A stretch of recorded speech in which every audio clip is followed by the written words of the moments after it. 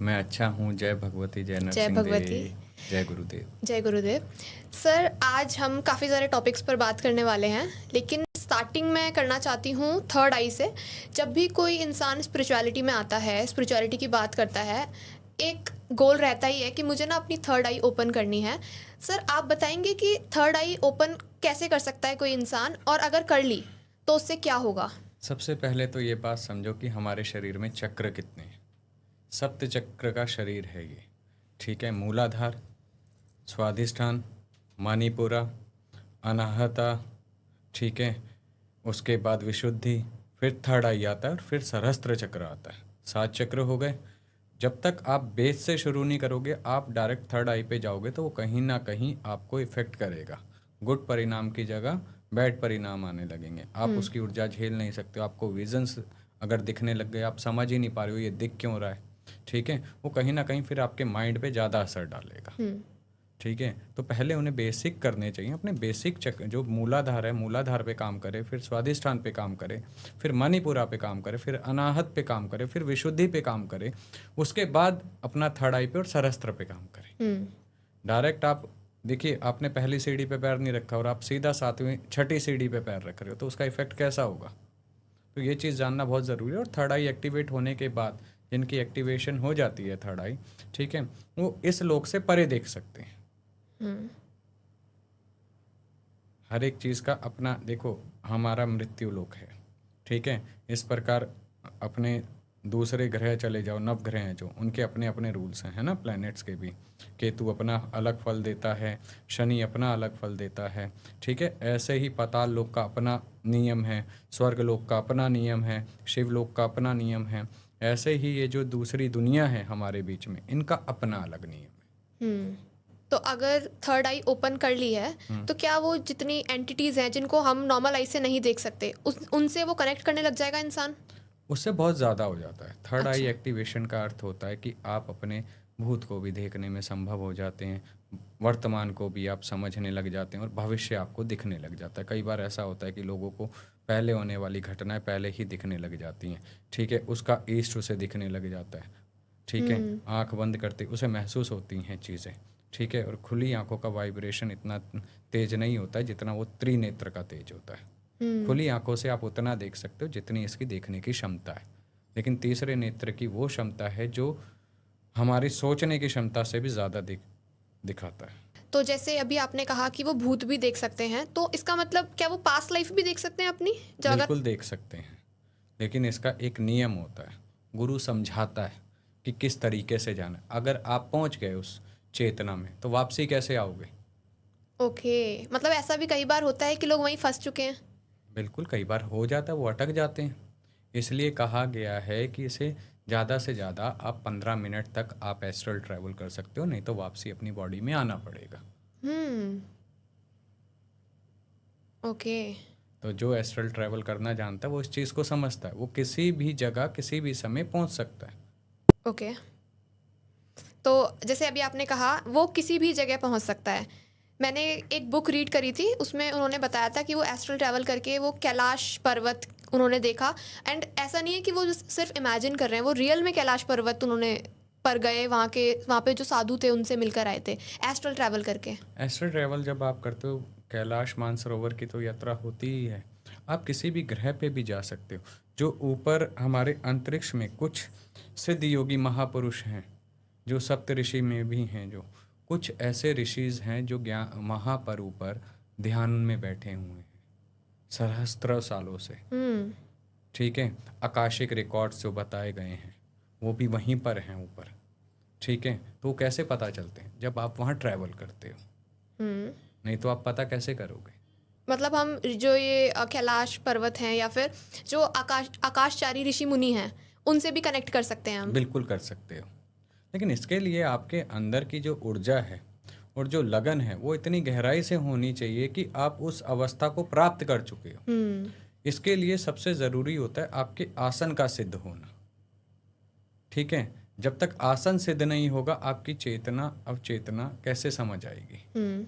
ठीक है ना। तो इसके लिए सबसे महत्वपूर्ण है आसन पे सिद्ध होना। आप एक आसन में बैठ गए तो आसन सिद्ध का मतलब ये नहीं है कि आपने मंत्र जाप करने हैं, आपने इतना जाप करना। आसन सिद्ध का अर्थ ये होता है कि आप मिनिमम 3 आवर्स बिना हिले हुए एक सिचुएशन में, एक पोजीशन में बैठे हुए हो, आंख बंद करके, वो आसन सिद्ध कहलाता है। ठीक है। अब क्या होता है, लोग समझते हैं कि आसन सिद्ध हमने माला घुमाई तो होगा। नहीं, आसन सिद्ध है कि आपकी बॉडी और माइंड स्थिर हो गया एक अवस्था में। ठीक है। फिर जब आप एक अवस्था में स्थिर हो जाते हो तो तब आप कनेक्शन करते हो ऊपर वाले से, परम तत्व से। ठीक है ना। जब आप परम तत्व से कनेक्शन करते हो तो आपको अनुभव होने लगते हैं। अब यहाँ क्या होता है, हम आधा घंटा बैठे, यहाँ तो पैर सो गया, यहाँ कहीं इचिंग होने लग गई, तो हमारा ध्यान जो कनेक्ट होना था वो डाइवर्ट हो गया। क्लियर हुआ आपको? जी जी सर, आपने बहुत अच्छे से एक्सप्लेन करा है। सर, यहाँ से मैं कॉन्वर्जेशन थोड़ा सा डाइवर्ट करना चाहती हूँ। आपने अपने पिछले पॉडकास्ट में कर्ण पिशाचिनी के बारे में बहुत इन्फॉर्मेशन दी है, मैंने आपके पॉडकास्ट देखे हैं। तो मैं इस टॉपिक पर तो नहीं जाना चाहूँगी कि कर्ण पिशाचिनी क्या होती है। सर, आपका कभी आमना सामना हुआ है किसी कर्ण पिशाचिनी से? देखिए, आमना सामना की तो बात नहीं है, बट हमारे साथ जो हमारे मित्र थे उनके पास थी ये चीज़। ठीक है ना। तो उसकी जो एनर्जी है ना, वो अपने को समझ नहीं आती है। क्यों? कहीं ना कहीं उसका 24 घंटे कान में फुसफुसाते रहना। ठीक है। आप किसी चीज़ को कितना सुन लोगे, जब तक आप उसे किसी कार्य में नहीं लगाओगे वो आपके कंधे पे बैठ के फुसफुसाती रहेगी। ठीक है। आप ईयरबड्स लगा के कितनी देर आप सुन सकते हो भजन को या गानों को या किसी भी चीज़ को जो आप सुनना पसंद करते हो? 1 घंटा, 1.5 घंटा, 2 घंटा, ज़्यादा से ज़्यादा मूवी देख ली तो 3 घंटा। अगर वही चीज़ आपके 24/7 चले तो कैसा होगा? और दूसरी चीज़, वो आपका भूत भवा बता सकती है, भविष्य वर्तमान नहीं बताएगी। अच्छा। तीसरी चीज़, कोई देवी की सेवा करता है, महादेव की सेवा करता है, तो उसके बारे में वो बिल्कुल नहीं बताएगी। अच्छा, ओके। ठीक है। तो ये चीज़ है। अब देवी से बड़ा कौन है? जो जगत जननी है, वो एक पिशाचनी है, उन्हीं के अंतर्गत आती है। उन्हीं की सेवा में भूत प्रेत पिशाच किनके साथ चलते हैं? महादेव और देवी महाकाली के साथ रहते हैं, है ना। तो ये चीज़ समझने वाली है। तो अगर कोई देवी का साधक है या महादेव का साधक है या ऊंची अवस्था के जो हमारे देव देवी हैं, नरसिंह देव हैं, ठीक है ना, त्रिदेव में से कोई भी ले लो आप, हनुमान जी ले लो, ये नहीं, ये दूर से ही उनके भक्तों से दूर रहती है। दूर रहती है, उनके बारे में ना कुछ बताएगी और उनसे दूर रहेगी। अब कई लोग हैं अपने शरीर पे प्रेत बुला के देते हैं बुझा समझते हैं आप? किसी के बारे में बताना। ठीक है। तो अब लोग सोचते हैं वो भगवान बता रहा है, देव बता रहा है, क्योंकि वो उस दुनिया से है, वो आपका हमारा सबका काला चिट्ठा जानते हैं, उनके पास ज्ञान है, इसलिए वो बताते हैं। वो कहीं भी ट्रैवल कर सकते हैं क्योंकि ऊर्जा है वो। ठीक है। ऊर्जाएं 2 प्रकार की बताई गई हैं, एक नकारात्मक, एक सकारात्मक। नकारात्मक के बिना सकारात्मक का अस्तित्व नहीं है और सकारात्मक का नकारात्मक के बिना अस्तित्व नहीं है। ये साइंस भी मानता है। जब आप बिजली का बटन ऑन करते हो तो उसमें एक वायर जो होती है नेगेटिव होती है और एक पॉजिटिव होती है, तो लाइट जलती है जी, नहीं तो वो भी ना जले। ठीक है। तो दोनों एक दूसरे के पूरक हैं। 3 गुणों को अगर समझोगे आप, एक सतोगुण, एक रजोगुण, एक तमोगुण, यही बैलेंस करते हैं आधार। ठीक है। और ये तीनों गुण किस में आते हैं? रजोगुण आ गए, है ना, राजा महाराजा, राजयोग जिसका लिखा हुआ है ना, जो करता है। तमोगुण जो तामसिक शक्तियों के साथ रहता है, उग्र शक्तियों के साथ रहता है, क्रोध जिसे ज़्यादा रहता हो। सतोगुण जो सात्विक तरीके से चलता है। तो ये तो आधार ही है ना चलाने में। असुर शक्ति तमोगुण में थी जी। अगर असुरों का अस्तित्व नहीं होता, ठीक है, तो आज माताओं के इतने रूप कैसे निकल के आते हैं? रक्त बीज को मारने के लिए देवी पार्वती को काली नहीं बनना पड़ता जी। ठीक है। महिषासुर को मारने के लिए महिषासुर मर्दनी नहीं बनती जी। तो हर एक चीज़ के पीछे कोई ना कोई कड़ी जुड़ी होती है। ठीक है। ये चैन है, ये सर्कल है, घूमता रहता है। अच्छा, अभी आपने जैसे कहा कि ये एंटिटीज़ किसी के अंदर आती हैं और वो प्रिटेंड करती हैं कि वो भगवान है, देवी हैं, तो आपके पास कोई ऐसा केस है तो बताइए जब आपके सामने ये हुआ हो। हाँ बिल्कुल हुआ है। इसमें अधिकतर छलावा भी काम करते हैं, ठीक है, प्रेत भी काम करते हैं। अब किसी ने एक मुसलमानी प्रेत चलाया हुआ था, हम्म। ठीक है। अब मुसलमानी प्रेत जो चला हुआ था, ठीक है, वो लड़की पे आके गलत कार्य करना होता है, परेशान करना, है ना, ये सब चीज़ें होती हैं। अब जिस पे बीतती है वो जानता, अब सामने वाला तो कह देता है ये क्या चल रहा है। भगवान ना करे किसी के घर में किसी की बहन बेटी के साथ या किसी भाई के साथ पुत्र के साथ ये घटनाएं घटे, लेकिन जिसके घर में ये चीज़ें जाती हैं या बिगाड़ती हैं तो पता चलता है कि क्या होता है। फिर उसमें क्या है, अगर आपको इन चीज़ों से सुरक्षित रहना है तो 12 अवतार हैं जो विष्णु भगवान का, उनकी सेवा करनी चाहिए। ओके। हाँ, 12 अवतार से मुसलमानी तंत्र बिल्कुल दूर रहता है। ओके। हाँ, इसका कोई पर्टिकुलर रीज़न है? बिल्कुल है। 12 को वो अच्छा नहीं समझते हैं, 12 उनके में नापाक है, दिस इज़ द रीज़न। अभी जैसे हमने इन एंटिटीज़ की बात करी है, आपने कभी कर्ण पिशाचिनी को देखा है कि वो दिखती कैसे है, उसकी अपीयरेंस कैसी है? देखो, हर एक चीज़ ना ये जो होती हैं, हम्म। इनका असली मूल रूप देखोगे तो बहुत भयावह है, लेकिन अगर कई बार ये दर्शन में दिख जाएं तो बहुत सुंदर भी हैं। अच्छा, हाँ, 2 रूप होते हैं। वो बदलने में सक्षम होते हैं। अब वहीं डाकनी आप का अगर मैं बताऊं तो डाकनी के जो बाल हैं ना, ठीक है ना, वो पैरों से नीचे हैं हम्म। और दिगंबर स्वरूपा है, ठीक है, और देवी को बहुत प्रिय है। अच्छा। हाँ, डाकनी, शाकनी, हाकनी, हम्म। इनकी हर एक का ना अपना जोन है, हर एक की अपनी ताकत है, ठीक है। अगर आपकी भाषा में समझाऊं तो नॉर्मल इंसान की भाषा में, कोई वर्कर होता है, कोई सीनियर मैनेजर होता है, कोई डायरेक्टर होता है, तो इसी प्रकार भूत प्रेत पिशाच डाकनी शाकनी क्षेत्रपाल, इनके अपने अपने ओहदे हैं, हम्म। अपनी अपनी ताकत है। किसी को थोड़ा दिया गया है, किसी को ज़्यादा दिया गया, कहीं किसी को बहुत ज़्यादा दिया गया। और साधक एक ऐसा है जो इन सब को अपने साथ लेके चलता है। हाँ, तो अभी जैसे आपने इन एंटिटीज़ की बात करी है, आप डाकिनी और हाकिनी के बारे में बताएंगे कि ये क्या होती हैं और इनका क्या काम होता है? जैसे आपने बताया इनको एक पर्टिकुलर काम सौंपा जाता है। डाकनी देखिए माँ के अंश से निकला हुआ ही एक उनका स्वरूप है, उन्हीं के साथ रहने वाली उनकी सहचारनियाँ कह लो, ठीक है, उनकी सेविका कह लो, ठीक है। डाकनी वो शक्ति है, ठीक है, और हमारे तंत्र शास्त्र के अनुसार हमारे लिए वो पूजनीय है, ठीक है। उसमें इतनी क्षमता होती है कि वो ब्रह्मांड की ऊर्जा को भी इधर उधर कर दे भगवती के आशीर्वाद से। ओके। हाँ, वो किसी भी चीज़ को करने में समर्थवान है, चाहे वो ब्रह्मांड में हो या वो मृत्यु लोक पे हो, वो इतनी ताकतवर होती हैं। ओके। एंड हाकिनी? हाकनी उसी के साथ रह चलती हैं, ये ओके। तीनों एक साथ चलती हैं, ठीक है ना। और ये इसके बाद योगनियाँ आ जाती हैं आपकी, 64 योगनियाँ बताई गई हैं, और हर योगनी अपना अपना, जैसे किसी को पैसा चाहिए, किसी को अट्रैक्शन चाहिए, हर योगनी का अपना दायित्व है। और योगनियाँ माँ की एक सहचारनी सहेलियाँ बताई गई हैं, ठीक है, ये माँ के साथ चलती हैं। इनमें 2 मुख्य होती हैं, अज्ञा और विज्ञा। हाँ, ये योगनियाँ हो गई। अब इसी के साथ साथ तंत्र का छोटा सा थोड़ा सा ज्ञान दे देता हूँ, क्योंकि जी। डीप जाना मना होता है तंत्र के बीच में, क्योंकि शिव ने स्वयं बताया गया है हमारे तंत्र शास्त्र में कि इसे को पात्र को दें, पात्र को मत दें। पात्र को जो ये ज्ञान देता है, इसकी गहराई समझाता है, वो इसका फल जरूर भोगता है। एक जनरल नॉलेज के लिए बेसिक नॉलेज होनी चाहिए, लेकिन इसके डीप का ज्ञान नहीं देना चाहिए। तो इसी में 52 वीर आ जाते हैं, ठीक है, जो माँ के आगे चलते हैं, माँ की सेवा करते हैं। हर एक माँ का अपना एक वीर होता है, ठीक है। नरसिंह देव का नारसिंह वीर है, ठीक है। काली माँ का कलवा वीर है, ठीक है। हरिया वीर है, ठीक है। तो ऐसे ये वीर होते हैं। ओके। मसान का मसानिया वीर है, ठीक है। कालिया मसान वीर है।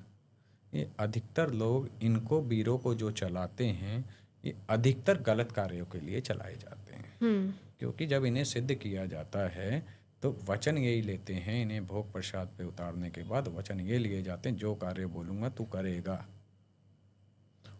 और वचनों का बहुत बड़ा खेल होता है। एक बार वचन में बंध गए तो चाहे वो सही हो चाहे वो गलत हो, उन्हें वो करना ही पड़ेगा। लेकिन इसका कर्म का फल कौन भोगता है? साधक। ओके।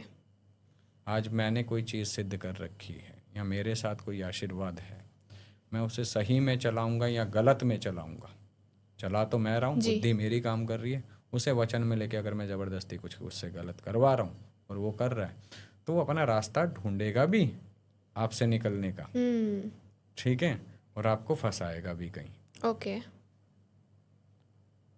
कहाँ फंसाएगा?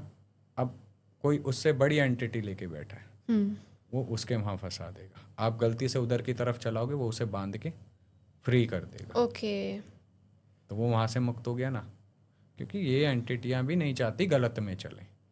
इन एंटिटीज़ को सिद्ध वैसे पैसों के लिए करते हैं लोग, फेम के लिए करते हैं? ये ना एक नशा होता है, हमारी लाइन में इसे नशा कहते हैं। हर एक को एक ऊर्जा चाहिए अपने साथ, ठीक है। हमारे में पैसा नशा नहीं होता है, हमारे में नशा होता है ऊर्जा किसके पास कितनी है, ठीक है, कितने पॉजिटिव हैं कितने नेगेटिव हैं। यहाँ शक्ति प्रदर्शन लोग ज़्यादा करते हैं, ठीक है, और शक्ति प्रदर्शन नहीं करना चाहिए, सेवा करनी चाहिए जी। ठीक है। आपके पास आई, आपने सेवा करी, आपने सिद्ध किया, आपने अपने कर्म से सिद्ध किया, लेकिन अब उसे सही जगह पे लगाना सीखना चाहिए। और सही जगह ही लगाना चाहिए। सही जगह ही लगाना चाहिए। और लगाना क्यों? देखो, एक समय ऐसा आता है हमारा शरीर भी छूट जाता है, एंटिटियाँ भी मुक्त हो जाती हैं, ठीक है ना। तो फिर बांध के क्यों रखना? अपने मोक्ष के लिए बढ़े हो, तंत्र का मार्ग मोक्ष का बताया गया है। एंड गोल। हाँ, तो मोक्ष का रास्ता पकड़ो, धीरे धीरे सब चीज़ें छूट जाती हैं। आज आप साकार मूर्ति की पूजा कर रहे हो, जब आप धीरे धीरे आपका लेवल अप होगा, आप निराकार की तरफ बढ़ जाओगे, निराकार से एकांत में चले जाओगे, एकांत से कंदरा में विराजमान करोगे, फिर संसार आपको सिर्फ देवी में लगेगा। और जब देवी में लगता है तो कुछ चाहिए क्या? जी बिल्कुल।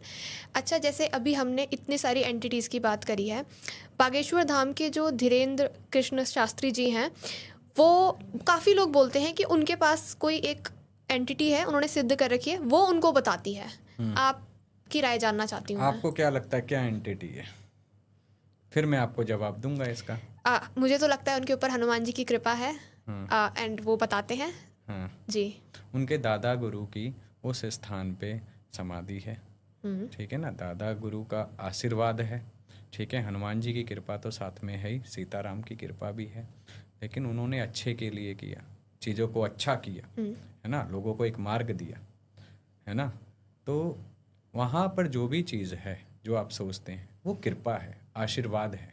कई लोग उसे सिद्धि मानते हैं, ठीक है, वो उसके गुरुओं का आशीर्वाद है। उन्होंने उस तप से कमाया, उस साधना से कमाया और पॉजिटिव रखा, गलत में नहीं लिया, तो आज वो वहाँ तक हैं। कई लोग कहते हैं कि बागेश्वर धाम के पास कर्ण पिशाचिनी है, जहाँ साक्षात बागेश्वर बाबा बैठे हों, ठीक है, जो जहाँ सीताराम नाम का उच्चारण चलता हो, ठीक है, जहाँ हनुमान जी की सेवा होती हो, वहाँ पिशाच क्या करेगा? वहाँ वो हनुमान जी की सेवा करेगा। हाँ। वो कुछ और नहीं कर सकता है, पिशाचिनी वहाँ टिक भी नहीं सकती है। नहीं टिक सकती है। तो ये भ्रांतियाँ हैं, जितना मर्जी फैला लो। देखो, सच तो यही है ना, जो सच है, जहाँ सकारात्मक ऊर्जा है वहाँ नकारात्मक नहीं रहेगी, ठीक है। तो ये चीज़ें समझने वाली हैं। पिशाच का वहाँ क्या काम, जहाँ पे आरती सुबह शाम होती हो, ठीक है, कथा चलती हो, वहाँ पिशाच रुकेगा? जैसे वो पर्चे में बता देते हैं कि तुम्हारे साथ ये होने वाला है, तो लोग कहते हैं कि उनके कान में वो बता देती है। ये एक तरह की हनुमान जी की साधना होती है, ठीक है।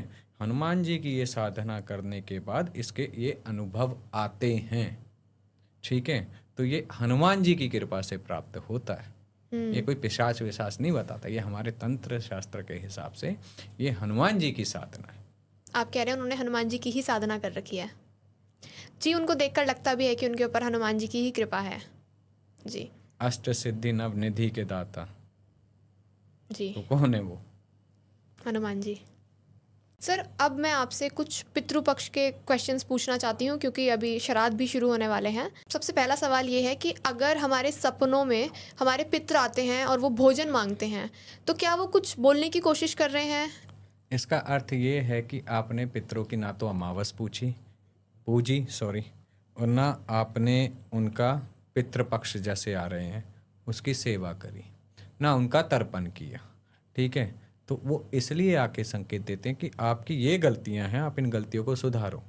ठीक है, अमावस पे खीर बनानी चाहिए, है ना, पितरों को भोग लगाना चाहिए, ब्राह्मण को भोज कराना चाहिए। ठीक है, वो हम नहीं कराते हैं तो पितृदोष लगता है। आज 90% लोग अगर कुंडली दिखाएंगे अपनी तो ब्राह्मण सबसे पहले ज्योतिषाचार्य आपको यही बोलेगा पितृदोष है, पितृदोष है, पितृदोष है। और वो पितृदोष के चक्कर में वो सुन सुन के भी जो बेचारा कुंडली दिखाने जाता है वो भी पक जाता है। क्यों? क्योंकि उसको सही उपाय नहीं मिलता है, सही तरीका नहीं मिलता है। सर क्या श्राद्धों में ब्राह्मण को खाना खिलाना सच में सीधा पितरों को लगता है? बिल्कुल लगता है, इसलिए बताया गया है। देखिए, अगर हम साधना भी करते हैं, कन्या भोज ब्राह्मण भोज हमारे में भी बताया गया है साधनाओं में कि कराना चाहिए। ब्राह्मण यानी जो ज्ञान रखता हो ब्रह्म का, ना, जिसने वेद पढ़े हैं, जो आगे का मार्ग देता है। आज हमारे को आगे का मार्ग चाहिए तो वेद पढ़े वही देगा ना। जिसने वेदों का अध्ययन किया वही हमारे पितरों को मुक्ति दिला सकता है ना, और कौन दिलाएगा, है ना। इसलिए वो पूजनीय होते हैं, ये करना ही चाहिए। करना ही चाहिए। Okay okay. और सर श्राद्ध में पशु पक्षियों का क्या योगदान रहता है? पशु पक्षियों का योगदान रहता है। देखिए, आप उन्हें भोजन करा रहे हैं, जैसे कौआ है ना, कौए को कहीं ना कहीं हमारे पितरों के साथ जोड़ा गया है। ठीक है, तो उसको जैसे आपने खीर बनाई पितरों के लिए, पितरों को सफ़ेद भोग लगता है, सफ़ेद वस्त्र दान में दिया जाता है, ये भी बहुत ज़रूरी है जानना। और आप उनके पिंड देखेंगे तो पिंड भी गाय का दूध होता है ना, जौ का आटा होता है, इससे बनाए जाते हैं। सफ़ेद हो गए ना, है ना, तो शहद डाला जाता है ताकि वो उन तक पहुंच सके सात्विक रूप से। सफ़ेद यानी सात्विक का प्रतीक है। इसलिए आपको क्या करना चाहिए, उपाय दे देता हूँ। पितृपक्ष जैसे आ रहे हैं, है ना, पितृपक्ष में सफ़ेद चावल की खीर बनाए। ठीक है ना, अपने पितरों का ओम पितृ देवताभ्यो नमः का मंत्र बोल के अपने घर के मंदिर में चाहे भोग लगाएं, रख दें थोड़ा सा, कुछ उसमें से निकाल के ऊपर छत पे रखा है पक्षियों के लिए। ठीक है, खीर, और बाकी सिर्फ अपना परिवार खाए, बाहर का नहीं खाए। ठीक है, और कुछ वस्त्र ले ले सफ़ेद, 1.25 मीटर, 2.25 मीटर, 5.25 मीटर, जितनी क्षमता है देने की। कुछ दक्षिणा ले, सफ़ेद मिठाई ले, ब्राह्मण को मंदिर में दे के आए। और ये हर अमावस उपाय किया जाए तो अति उत्तम है। पितृ प्रसन्न होते हैं। और पितरों की घी की जोत लगाए। ओके। हाँ, अगर लगा सकता है अमावस के अमावस पितरों की घी की जोत लगाए। पितृ प्रसन्न है तो आप रंग से राजा कब बन जाओगे पता ही नहीं। शिव महापुराण में भी लिखा हुआ है। पितरों का बहुत बड़ा स्थान है, इसलिए पितृ देवता भ्यो कहा गया है, मतलब उन्हें देवों की योनि दी गई है, संज्ञा दी गई है। लेकिन जो हम गलत कार्य कर, देखिए कोई गलत कार्य किया किसी ने, वो मृत्यु को प्राप्त हो गया, प्रेत योनि में चला गया। अब उनको सही दिशा देने के लिए, उनकी मुक्ति के लिए, ठीक है, हम ये पितृ पूजा करते हैं। ओके सर, कैसे पता लगेगा कि पितरों की मुक्ति नहीं हुई है? देखिए, वो तो कुंडली है, कुंडली आप दिखाते हैं तो उसमें ज्योतिष देख के बोल देता ना पितृदोष लगा हुआ है। या किसी साधक के पास जाओगे, साधक देख के बोल देगा पितृदोष लगा हुआ है, जाके इलाज कर ले। ठीक है, तो पता चल जाता। तो सर, श्राद्ध के समय क्या पितरों को सिर्फ याद कर लेना काफ़ी है या कुछ करना ही ज़रूरी है? याद किया आपने, वो बात ठीक है, लेकिन एक जो नियम पद्धति हमारे शास्त्रों की बनी हुई है, उसे करने में क्या बुराई है? उसे फॉलो करेंगे। आपने याद किया, ख़त्म हो गया, लेकिन आपने उसे नियम से किया, उसका रिजल्ट तब मिलेगा ना आपको। आपने सोचा कि मैं गाड़ी ले लूँ, ठीक है, उदाहरण के तौर पे, आनंद आ गया आपको सोचने मात्र से? नहीं आया। लेकिन जब तक आप लोगे और उसे चलाओगे, फिर आपको कैसा लगेगा? हम्म। दोनों में फ़र्क है ना, ये फ़र्क है। ओके। और सर, श्राद्ध में दान की क्या इम्पोर्टेंस होती है? दान देखिए, पुण्य बताया गया है हमारे शास्त्रों में, महापुण्य। कन्यादान भी है, दान कई प्रकार के हैं, कन्यादान भी है, भूमि दान भी है, ठीक है, सोना दान भी है। पहले के समय में सोना भी तो दान दिया जाता था, ठीक है। और कई कई साधक ऐसे हैं जिसने अपनी साधना करी और अपने इष्ट को ही समर्पित कर देते, तेरा तुझको समर्पित। ये हमारे कर्मों को, हमारी आत्मा को शुद्ध रखते हैं, हमें सकारात्मक रखते हैं, हमारे अंदर अहम नहीं आने देते कि मेरा मेरा मेरा। दान करके आप कभी दान करिए या पक्षियों को दाना खिलाइए, आप उस दिन देखिए आपकी ऊर्जा बदली होगी, अंदर से एक पीस फील करोगे आप। पॉजिटिविटी आएगी। यस, दान का इतना बड़ा महत्व है कि वो हमारे ही अंदर हमारी चीज़ों को शांति प्रदान करता है। ओके सर, एक चीज़ और मैं पूछना चाहती हूँ कि क्या श्राद्ध सिर्फ बेटे ही कर सकते हैं हम्म, या बेटियां भी कर सकती हैं?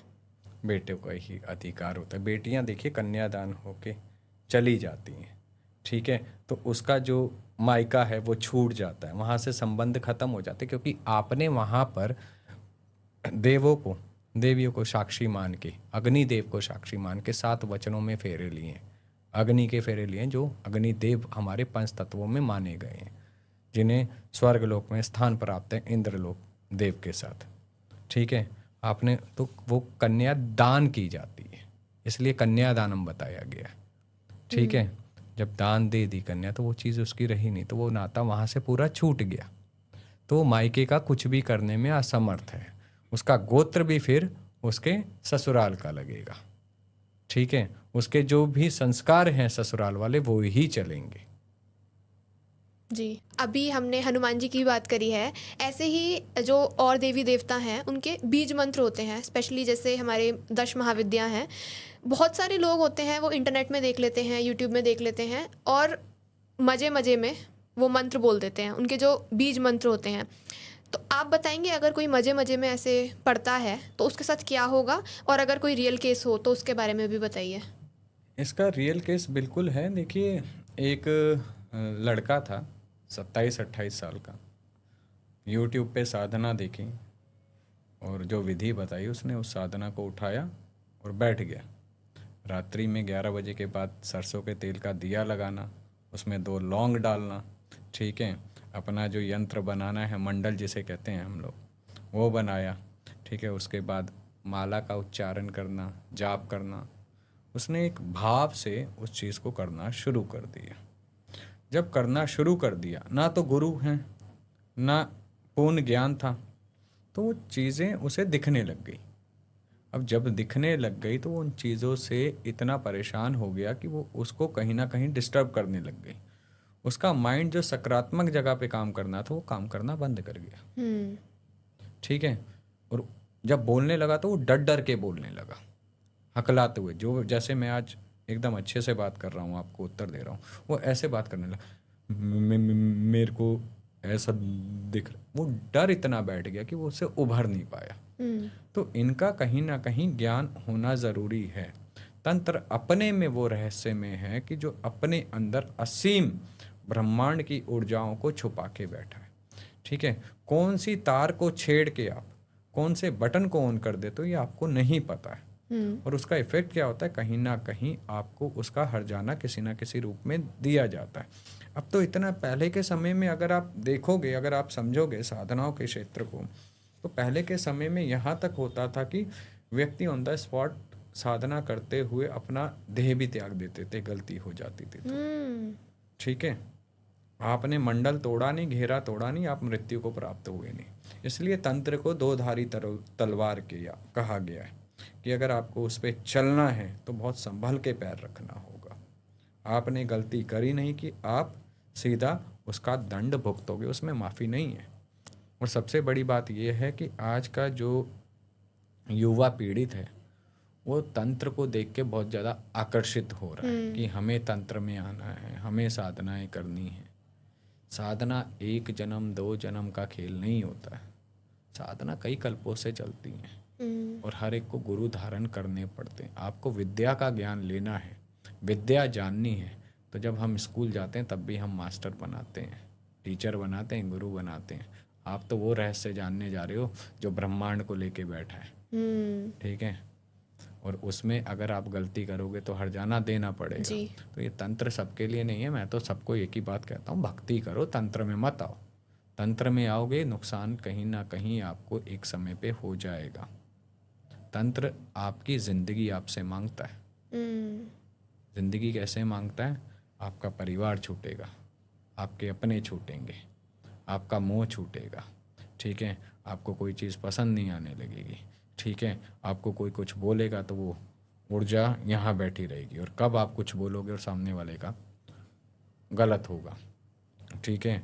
आपको लोग समझ नहीं आने लगेंगे, आपको लोगों की भीड़ समझ नहीं आने लगेंगी, ठीक है। आपको एकदम एकांत कर देता है। तो छूट गया सब। जी। क्या रहा जिंदगी में? सिर्फ माला और आपका इष्ट। तो तंत्र में वही पैर रखे जो स्वयं को भूलना चाहता हो, अपने अस्तित्व को मिटाना चाहता हो, अपने शरीर को, इस देह को मिटाना चाहता हो। जी। तो तंत्र ये नहीं है। आप तंत्र में जो जिस हिसाब से सोच रहे हो वो तंत्र है ही नहीं। तंत्र एकांत कर देता है, शांत कर देता है, उसे समझ नहीं आता। अनुष्ठान में बैठता है तो उसे कोई नहीं चाहिए आसपास। खुद बनाएगा, खुद पकाएगा, खुद खाएगा। ये नियम है। जी। आज साधना है, आप फेसबुक पे ले लो, आप इंस्टाग्राम पे रील ले लो, ठीक है। आप यूट्यूब पे साधनाएं ले लो, आप गूगल पे सर्च करो मेरे को इस देवी की साधना करनी है, तो वो पूरा लिख के दे देंगे, ठीक है। तो वो नियम कहाँ रहा है जो शिव ने दिया था? राइट। जी। और जब नियम से आप नहीं कर रहे हो, जो भगवान शिव ने नियम बनाए आप नहीं कर रहे हो, आप उठा के कर रहे हो, आपने यूट्यूब से देख के करी, आपने यहाँ इंस्टाग्राम से किसी से ली, ठीक है, तो वो आपको नुकसान 100% देगी। जी। आज आप कंट्री का लॉ तोड़ो, आप कोई गलत काम करो तो पुलिस दंड देती है ना, जी। तुरंत देती है। वो तो ब्रह्मांड का लॉ है जो स्वयं महादेव ने लिखा है, तो वो कैसे छोड़ेंगे? जी। अगर किसी ने बगलामुखी माता के बीज मंत्र मज़े मज़े में पढ़ लिया तो क्या होगा? वो शत्रुओं का नाश करती है देवी, ठीक है। स्तंभन करती है जीवा का। पीताम्बरा देवी के नाम से भी जानी जाती है ना। अगर बगलामुखी माई का बिना ज्ञान के आप जाप करते हो तो उसका दंड आपको देना ही पड़ता है। वो किस तरीके से लेती है वो उसकी इच्छा है, देना ज़रूर पड़ेगा, क्योंकि इनकी साधना के नियम होते हैं। आपको हर एक चीज़ पीली चाहिए होगी, वस्त्र भी पीले, बाती भी पीली, भोग भी पीला, स्थान भी पीला, ठीक है। तो इनकी हर एक चीज़ पीली होती है, इसलिए इन्हें पीताम्बरा देवी भी कहते हैं। अब कई लोग क्या करेंगे, इनके में लाल लगा देंगे। तो तंत्र जहाँ सही करना है वो रिवर्स बैक भी मारता है। तो नुकसान क्या हुआ? तो हर एक चीज़ का ना एक अपना नियम है, हर देवी का अपना एक रूप है, उसका एक नियम है, उसकी एक पूजने की पद्धति है। इसलिए मैं सबको कहता हूँ गृहस्थी को कि नव दुर्गा की पूजा करो। जी। सबसे उत्तम है। तंत्र की देवियों को, तंत्र के देवों को आप लोग मत छेड़ो जी। जब तक आपके पास अच्छे गुरु नहीं है, ज्ञान नहीं है। मेरे पॉडकास्ट में एक आए थे, उन्होंने बताया था कि हस्बैंड वाइफ थे, उन्होंने गूगल से निकाल कर बगलामुखी माता के बीज मंत्र मज़े मज़े में उन्होंने जाप करना शुरू करा था। तो कुछ दिन बाद उनको जो मरे हुए लोग थे वो दिखने लग गए थे, बार बार उनके पास, मतलब पूरे उनको रूम में दिखते थे, मतलब वो उनसे कनेक्ट करने की कोशिश करते थे। वो बहुत ज़्यादा परेशान हो गए थे, मतलब कि हमने गलती कर दी है, बट मतलब लाइफ उनकी ख़राब हो गई थी पूरी। तो उसका निवारण क्या निकला? निवारण, वो उनके पास गए थे, फिर उन्होंने निवारण जो भी निकाला होगा। चलो अच्छी बात है, किसी का निवारण होना चाहिए, इसलिए तंत्र की शक्तियों को नहीं छेड़ना चाहिए जी। ठीक है। अब जैसे वो दिखे थे तो इसमें आसन बंधन होता है, घेरा बंधन होता है, दिशा बंधन होता है, शरीर बंधन होता है। तो इस चीज़ का भी तो ज्ञान होना चाहिए। आपने मंत्र, बीज मंत्र पढ़े। बीज क्या है? सीड। आपने उसे बोया अपने अंदर, और अब आप उसे खाद और पानी और ऊर्जा कैसे दे रहे हो? जाप करके, ठीक है। और जब वो वृक्ष बनेगा तो उसकी शाखाएं कहाँ तक फैलेंगी आपके अंदर? आपको उसको संभालने लोगे हो? अगर आप संभालने योग्य नहीं हो तो आपका शरीर फाड़ते हुए निकलेंगे। तो फिर क्या होगा? मृत्यु को ही प्राप्ति होगी। तो समझना चाहिए। जी। सर मैं आपसे एक चीज़ और पूछना चाहती हूँ कि जब भी हम मेहंदीपुर बालाजी की बात करते हैं वहीं पर ही भूत प्रेत वर्ड भी आ जाता है, क्योंकि वहाँ पर उनका निवारण होता है, जिनके ऊपर भी भूत लगा होता है वो हट जाते हैं। लेकिन एट द सेम टाइम लोग बोलते हैं कि वहाँ का प्रसाद जो है उसको लेकर घर नहीं आना चाहिए, वरना मेहंदीपुर बालाजी के प्रसाद को अगर घर लाए तो प्रसाद में प्रेत आपके साथ घर आ जाएगा। तो आपका क्या कहना है? पहले के समय में होता था, अब तो शायद ले आते हैं लोग।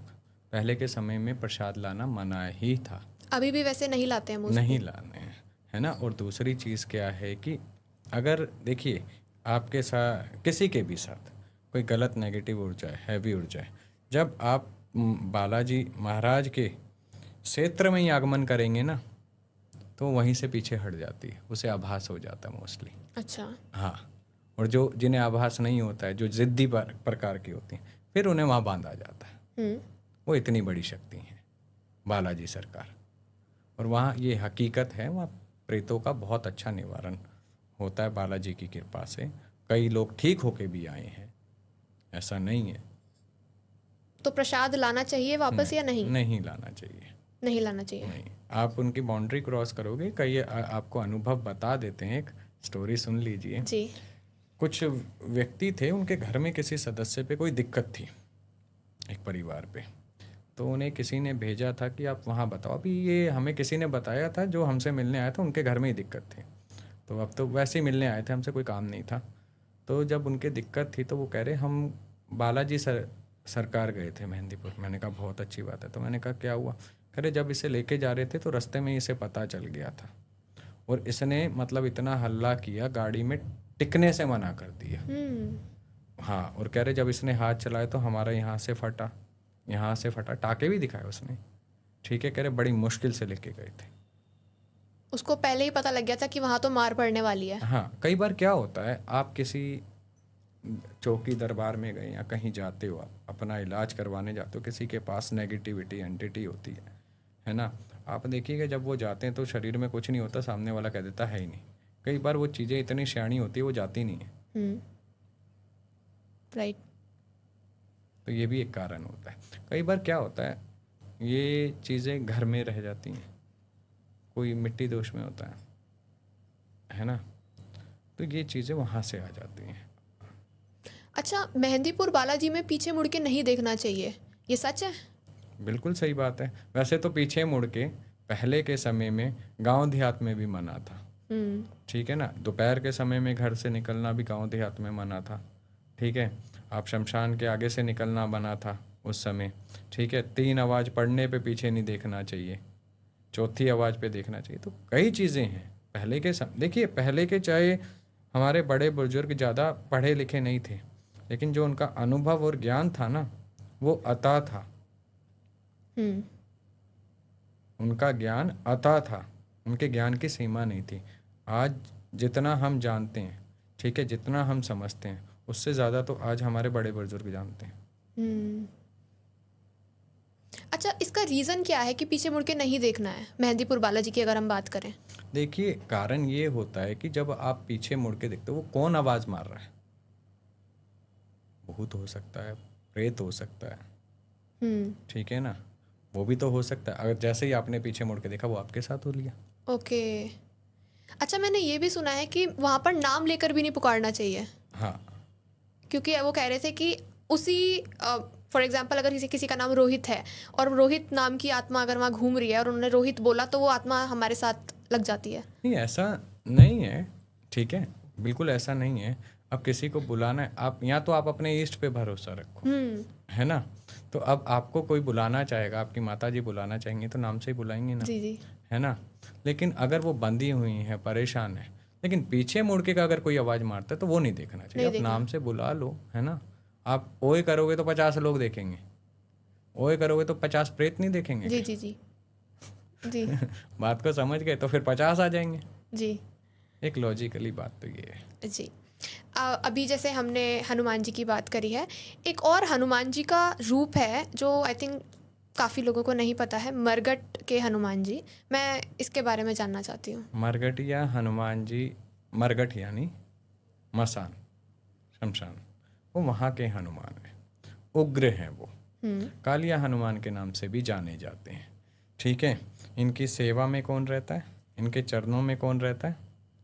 भूत, प्रेत, पिशाच, डाक, ये सब एंटिटी इनकी सेवा करते हैं, क्योंकि मरघट में रहते हैं ये। ठीक है, शमशान इनके अधीन होता है। ठीक है, ये सीधा चलाते हैं सबको। ठीक है, कोई गलत नहीं कर सकता इनके होते हुए, इसलिए इन्हें कालिया। हाँ देखिए, आप एक चीज़ समझिएगा, आप एक नॉर्मल हैं, आप गृहस्थ में रहते हैं, सब कुछ रहते हैं। जो तंत्र साधक होते हैं ना, जो आप नॉर्मल में भगवान पूजते हो, इसी प्रकार हमारे तंत्र में वो भगवान तंत्र के रूप में पूजे जाते हैं। उनकी ऊर्जा, उनका रूप, उनकी कार्य करने की शैली सब अलग हो जाती है, क्योंकि तंत्र है एक रहस्य में उग्र। ठीक है, तो वो ऑटोमेटिकली चीज़ें बदल जाती हैं। अब आप लोग करते हैं गणेश जी की पूजा, विघ्नहर्ता, है ना, यहाँ हमारे में आ जाते हैं उच्चिष्ट गणपति, अघोर गणपति, महाकाल गणपति। आप अघोर गणपति के बारे में बताइए, क्योंकि ये टॉपिक आई थिंक बहुत सारे लोग इसके बारे में जानना चाहते हैं, लेकिन इन्फॉर्मेशन ज़्यादा अवेलेबल नहीं है। ये एक अघोर एक वाम मार्ग है। ठीक है, ओघड़ हैं, तो ये रहस्य में दुनिया है अघोरों की ना। कब क्या कहाँ क्या करते हैं कोई नहीं जानता, किस लिए करते हैं कोई नहीं जानता। अघोर यानी स्वयं में शिव, ओघड़ दानी कहा जाता है इनको। ये देना जानते हैं, लेना नहीं जानते। ठीक है, लेकिन इनसे दूरी उचित ही रखनी चाहिए। क्यों? ये अपने ईष्ट में रमना पसंद करते हैं। इन्हें ईष्ट के अलावा कुछ नहीं भाता है। गुरु और ईष्ट, इन्हें दो ही सान्निध्य समझ आते हैं, तीसरा कुछ नहीं आता इन्हें। इन्हें छेड़ना नहीं चाहिए। हाँ, जो ओघड़ दानी वो अपनी मौज में रहता है, उसे मतलब नहीं है। कोई लेने आएगा तो उससे ज़रूर कुछ ना कुछ दे के भेजेगा। अब ये सामने वाले पे निर्भर करता है वो उससे लेता क्या। वो बातों में भी इतना दे देगा कि आपका जीवन सुधर जाए। जो हम घर में गणपति की पूजा करते हैं और जो अघोर गणपति है, उन दोनों में डिफरेंस क्या है? एक तांत्रिक गणपति है, ठीक है, एक नॉर्मल गणपति है। तांत्रिक गणपति में कोई हमारी जैसे सेवा होती है, उसमें जिस प्रकार से साधना गुरु बताएगा हम उस प्रकार से करेंगे। जो भोग बताएगा हम वो भोग चढ़ाएंगे। ठीक है, किस हिसाब से उनकी सेवा करनी है, कैसे करनी है, वो सब बताएंगे। लेकिन आपके में आपने आरती करी, उनका जाप किया, उनका स्तोत्र किया, ख़त्म। हमारे में 30-40 प्रकार के तो भोग ही हो जाएंगे। हवन किस प्रकार करना वो भी वही बताएंगे फिर गुरु जी कि ये नियम है, एक अंतर्गत आता है। तो अघोर गणपति जो हैं वो वाम मार्गी है ना। अघोर में तो कुछ भी, किसी भी चीज़ से नफरत नहीं, जैसे सबसे प्रेम है। आपने भी भोग की बात करी है, तो आप बता सकते हैं कि भोग में क्या चढ़ाया जाएगा? देखिए, ये निर्भर करता है कि आप अघोर गणपति को जो जगा रहे हो किस कार्य के लिए जगा रहे हो, किस कार्य के लिए उनका आह्वान कर रहे हो। ठीक है ना, तो ये निर्भर करता है। उग्र रूप में कर रहे हो अघोर गणपति को, या उन्हें शांत रूप में मनाने की कोशिश कर रहे हो, या उनसे कुछ पाना चाहते हो, या सिर्फ सेवा कर रहे हो। ठीक है, और इनकी अगर मैं आपको फ़ोटो शेयर कर दूं, अगर आपने डालनी हो कभी, तो कई जगह पे ये मुंडों पे विराजमान है। मुंड समझ गए आप जी? ये उन पे विराजमान है अघोर गणपति, वो तो इतना ही बहुत है। जी जी जी जी। अच्छा, अभी हमने हनुमान जी की बात करी थी। दिल्ली में मरघट वाले हनुमान जी का मंदिर है, क्या वो मरघटिया हनुमान जी ही हैं जो आपने बताया है? बिल्कुल। ओके। तभी उन्हें मरघट हनुमान जी का मंदिर कहा जाता है। ऐसा भी कहते हैं कि उस मंदिर में भूत पूजा करते हैं हनुमान जी की, ऐसा कुछ है? नहीं, ऐसा नहीं है। वो हनुमान जी, देखिए हनुमान जी से आपको, अगर हनुमान जी का आपने विग्रह देखा है, हनुमान जी के बारे में आपको थोड़ी सी जानकारी है, तो आपको क्या लगता है हनुमान जी कौन है? राम जी के दास हैं हनुमान जी, शिव जी के रूप हैं। ठीक है, वो परम भक्ति सिखाते हैं। जी। ठीक है, अगर भक्त के स्वरूप में देखना हो तो 2 स्वरूप मैं बता देता हूँ। एक प्रहलाद पाल का है और दूसरे हनुमान जी। प्रहलाद पाल का ने भक्ति से नरसिंह देव को प्रसन्न कर लिया, विष्णु को भगवान, ठीक है, नरसिंहदेव के स्वरूप में आने पे मजबूर कर दिया, वो भक्ति। ठीक है। और हनुमान जी ने, ठीक है, श्री रामचंद्र जी को जो भगवान विष्णु के ही स्वरूप हैं उन्हें प्राप्त कर दिया जी। भक्ति से। ठीक है। चिरंजीवी हैं हनुमान जी। ठीक है। तो वो भक्ति का भाव है ना, जो उन्होंने क्या किया, राम राम राम, उन्हें राम में ही सब कुछ प्राप्त हो गया। जी। वो भक्ति की जो सीमा है वो आपके अंदर होनी चाहिए, जागनी चाहिए। आप शिव शिव शिव से भी शिव को प्राप्त कर सकते हैं। और प्रहलाद पालकाई जी ने क्या किया था, हरि हरि विष्णु भगवान, हरि हरि हरि हरि हरि, इसमें भी हरि उसमें भी हरि, तुझ में भी हरि मुझ में भी हरि। लोग इसे क्या समझेंगे अब, पागलपन। तो पागलपन वही करता है जो उसे प्राप्त कर लेता है। समझदार तो अक्सर कहता है हाँ धूप बत्ती करी, काम पे जा रहा हूँ, लेट हो रहा हूँ। जो पागल होगा वो वहां से उठेगा ही नहीं। जी। सर मैं ना एक बुक रीड कर रही थी, उस बुक का नाम ही अगोरा था। सर उस बुक में मैंने शव साधना के बारे में इंफॉर्मेशन दे रखी थी। सर मैं आपसे पूछना चाहती हूँ, शव साधना होती क्या है, पहले आप यही बताइए। देखिए ये बहुत रहस्य में है। ठीक है ना, ये आपने पढ़ा या किताब में जिसने लिखा, ठीक है, वो तंत्र शास्त्र की तो नहीं होगी, है ना। किसी ने अघोर के बारे में जानना चाहा, उस पद्धति को जानना चाहा, उसने उस पर रिसर्च किया और किताब में डाल दिया। तो इसका तो अगर देखा जाए तो इसका तो विच्छेद होना चाहिए कि आप उस नियम को आप सार्वजनिक नहीं कर सकते जैसे शिव ने खुद नियम से में बांध रखा है। ठीक है। तो एक तरह की साधना होती है जो अघोर मार्ग में, है ना, वामाचार मार्ग में अंतर्गत आती है। ये समय था, होती थी। अब जैसे जैसे समय बदलता जा रहा है, चीज़ें बदलती जा रही हैं, साधना पद्धति बदलती जा रही है। ठीक है। आज के समय में शव कहाँ से लाओगे साधना करने के लिए, कहाँ से लाओगे, नहीं ला सकते। पहले के समय में समय कुछ और था, साधनाएं कुछ और थी। अब साधनाएं भी देखिए, पहले के गुरुओं पे जो ज्ञान था ना और जो शक्तियाँ थी, जो सिद्धियाँ थी, आज उसकी 10% भी नहीं है। पहले आपने सुना होगा वायु गमन सिद्धि, जल विचरण सिद्धि, जल पे चलना, अग्नि सिद्धि, जी। वाक सिद्धि, स्वपन सिद्धि, और आज कितनी है। जी। तो सर जैसे बोला जाता है कि जैसे हम शव साधना की बात कर रहे हैं, तो शव के ऊपर बैठकर वो साधना होती है, तो सर क्या सच में शव खड़ा हो जाता है साधना के समय? मंत्र देखिए, जब उसके ऊपर मंत्र जाप किए जाते हैं तो एक समय ऐसा आता है वो बैठ जाता है। अच्छा। वो ताकत है, मंत्रों में इतनी ताकत है। मंत्रों में इतनी ताकत है कि वो ब्रह्मांड को भी रोक सके। ताकत है, लेकिन उस ताकत के साथ जुड़ने का आपका भाव भी तो होना चाहिए। खाली माला घुमाने से मंत्र नहीं जुड़ता है, चलता नहीं है। आपको अपनी ऊर्जा को उस मंत्र की ऊर्जा में विलीन करना आना चाहिए, तो ये कार्य करता है। किसी भी प्रकार का कार्य हो, खाली साधना में नहीं।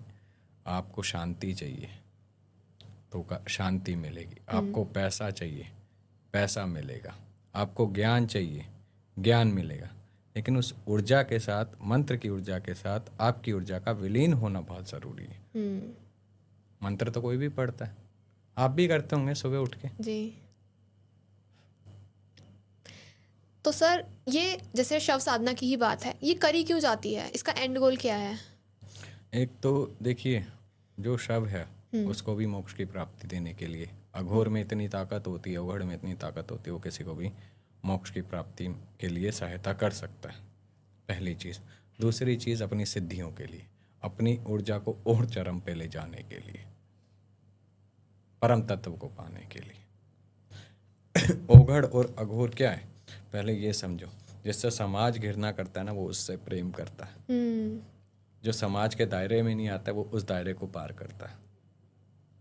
क्योंकि ओघड़ को सिर्फ एक ही चीज़ सिखाई गई है, देना। इसलिए ओघड़ दानी कहा गया है शिव स्वरूप को, ठीक है। और वो प्रेम प्रेम करता है हर एक चीज़ से, जिससे लोग घृणा करते हैं वो उसे अपनाता है। वो अवस्था होती है बच्चे वाली, ठीक है। वो अवस्था कैसी होती है? बच्चे वाली। क्यों? बच्चे को आप कहोगे ये गलत है, उसे समझ नहीं आएगा, करेगा। बच्चे को आप कहोगे ये सही है, उसे समझ नहीं आएगा, उसे आनंद आ रहा है उसमें, वो प्रेम दे रहा है। बच्चा ही एक ऐसा होता है, ठीक है, जो प्रेम देता है, बदले में आपसे कुछ नहीं मांगेगा। लेकिन ज़िद्दी बहुत होता है, ओघड़ भी ज़िद्दी बहुत होते हैं। अघोर अपनी पे अगर उनकी कहीं अटक गई बुद्धि, तो वो वहाँ अटक गई, बिल्कुल सेम टू सेम। सर इस साधना में क्या देवी माँ दर्शन देती हैं? लास्ट में जब ये साधना पूरी कर ली तो क्या माता दर्शन देने आती हैं? वो स्वयं में ही वास करने लग जाती है, तो दर्शन की क्या अभिलाषा। जब वो परम तत्व को पा लेता है तो आपकी ऊर्जा उस भगवती के चरणों में विलीन हो जाती है। वो साथ रहती हैं, अनुभव होते हैं। जो अनुभव होते हैं वो शब्दों में बयान नहीं होते हैं, ठीक है। ये दर्शन तो सिर्फ मात्र एक क्षण भर का है आनंद, लेकिन जब उसका आशीर्वाद से वो साथ रहने लगते तो परम तत्व पे मोक्ष की प्राप्ति समझो हो जाती है। यहाँ भेद है, लोग दर्शनों में अटके हुए हैं। दर्शनों से आगे बढ़ो, उसके चरणों तक पहुँचने का मार्ग ढूंढो। आज मैं यहाँ बैठा हूँ, कल नहीं होऊंगा, हो गया। लोग पॉडकास्ट देखेंगे, देख लिया, ख़त्म हो गया। दोबारा वेट करेंगे आने का, कब आएगा कब नहीं आएगा, ठीक है। लेकिन वही चीज़ आशीर्वाद के रूप में साथ होती है तो कैसा आनंद आता है। जिसे आप सबसे ज़्यादा प्रेम करते हो, जिसके लिए आपने जीवन को लगा दिया, फिर कैसा लगता है? वो शब्दों में कहने लायक रहता ही नहीं है। जी जी जी। सर अघोरीज की जब बात होती है तो बोला जाता है कि अघोरी इंसानों का भी मांस खाते हैं, ये सच बात है? ये एक अवस्था होती है, वो अवस्था जो वो उस समय उसमें लीन होता है। वो मांस खाने का अर्थ ये नहीं है उसने मनुष्य का मांस खाया। उसका खाने का अर्थ ये होता है कि सब एक समान है। ये मांस शरीर खत्म हो चुका है, हमारा भी यही होगा। वो एक अवस्था है, इसे फैलाया गलत गया।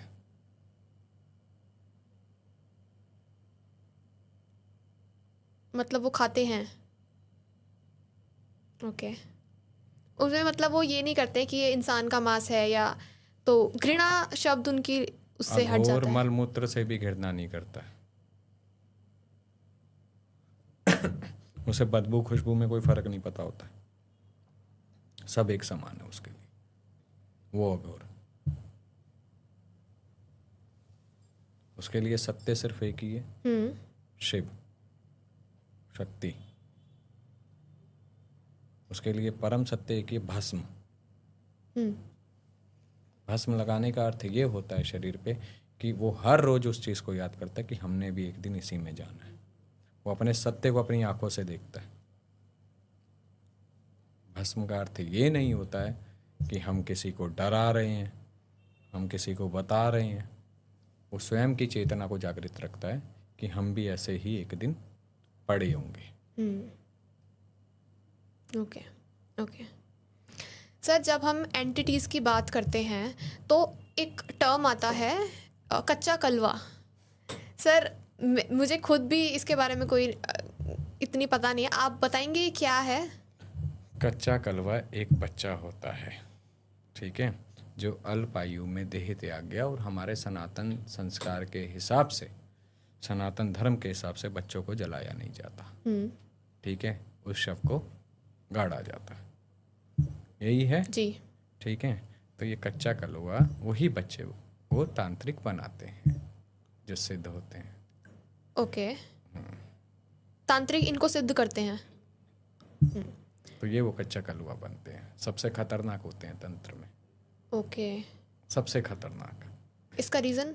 बच्चा है और बच्चे पे कोई जल्दी से घात नहीं करता देवी देवता। माँ के लिए बच्चा बच्चा होता है। बच्चों का काम क्या होता है? शैतानी करना, किसी भी प्रकार की शैतानी करे, और उसने माँ के आगे रोक दिया, ठीक है, या माँ की गोदी में जाके बैठ गया तो माँ वहीं शांत हो जाती है। हाँ।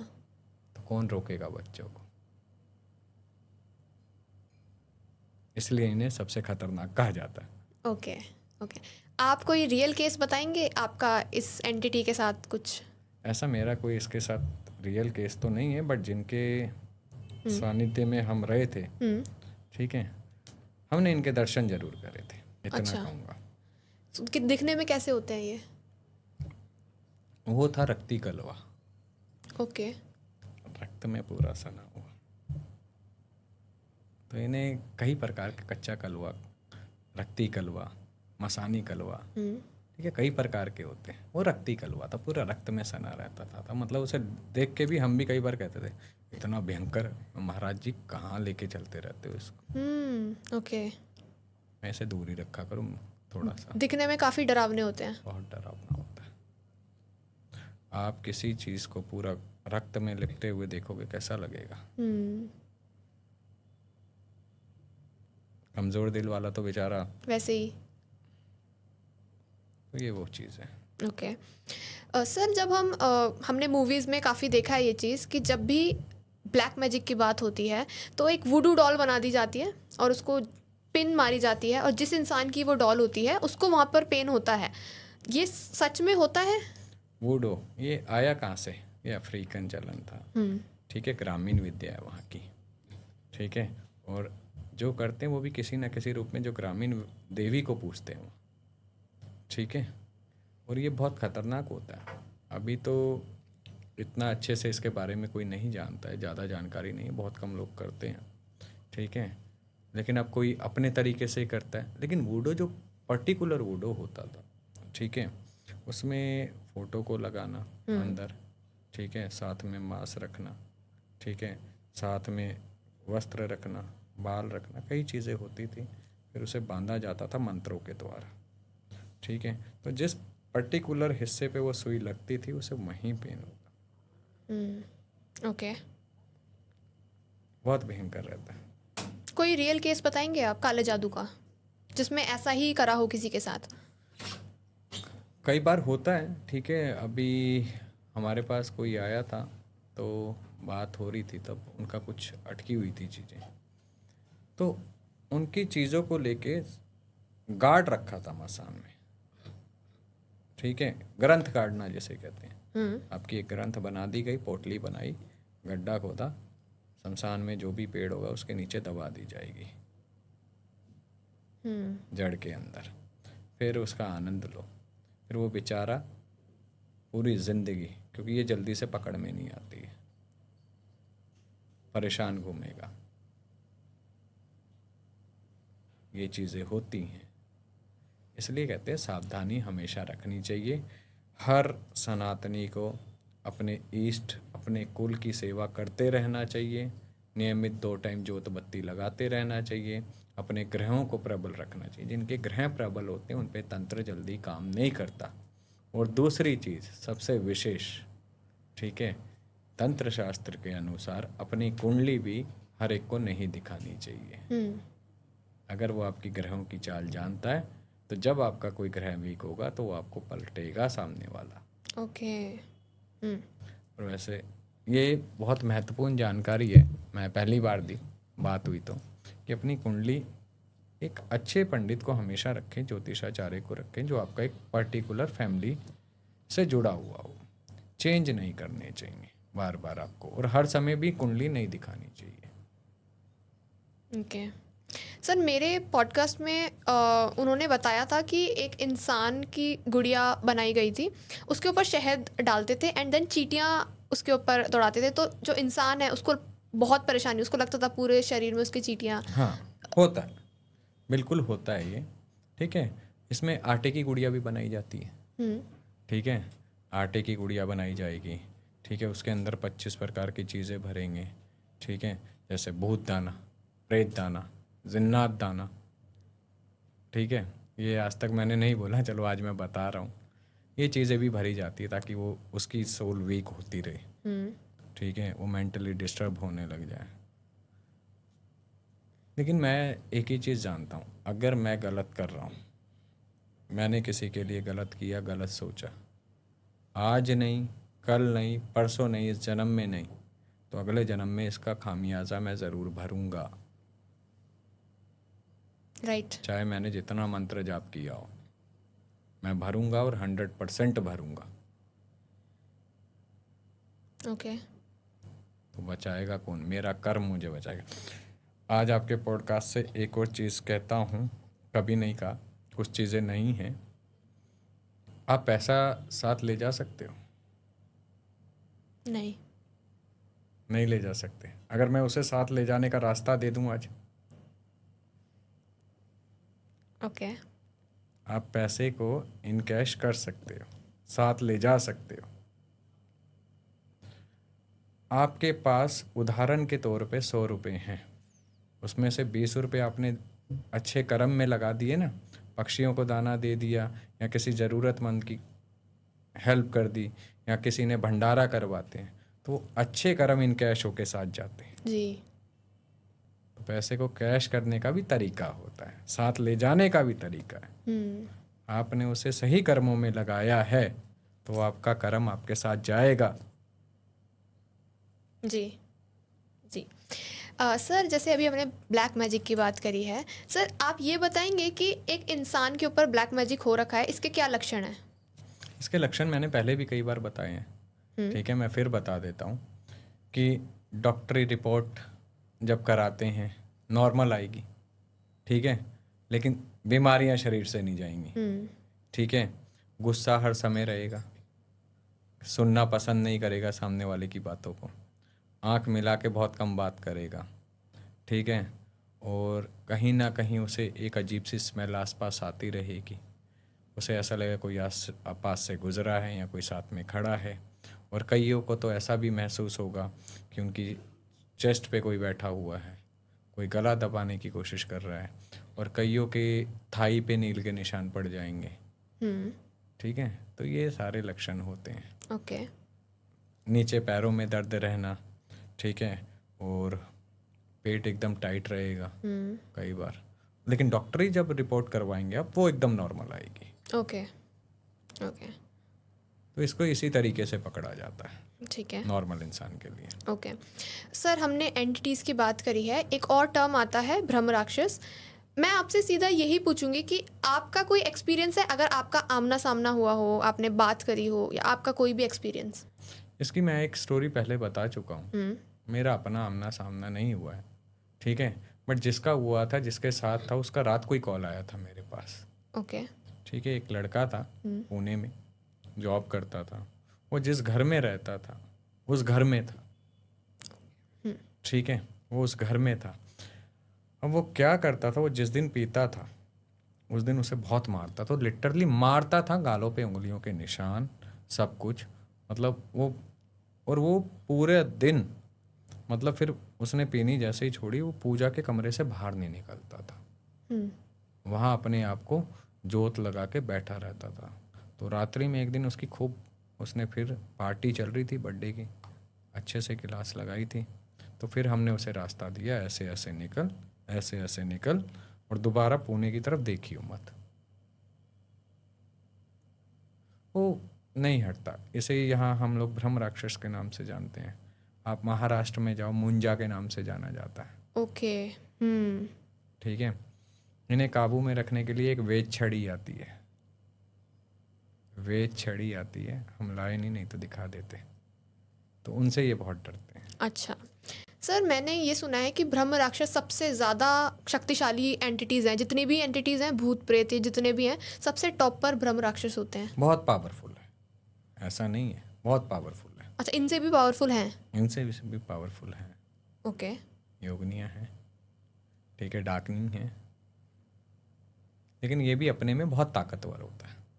ये मंत्र भी बता देते हैं कि तुम क्या मंत्र बोलोगे? ब्रह्म राक्षस यानी जो ब्राह्मण है, जनेऊ संस्कार से पहले चला गया, या जनेऊ संस्कार के 10 दिन में जाता है, या फिर जिसने कार्य ही एक ब्राह्मण परिवार में होके ब्रह्म तत्व का पालन नहीं किया, उस ज्ञान का पालन नहीं किया, उस वेदों का पालन नहीं किया, ठीक है, उसके अनुचरण में नहीं चला, उसने सब गलत कार्य किए, वो एंटिटियां बन जाती। ओके। इसलिए वो मंत्र बोलने में सक्षम होता है। हाँ।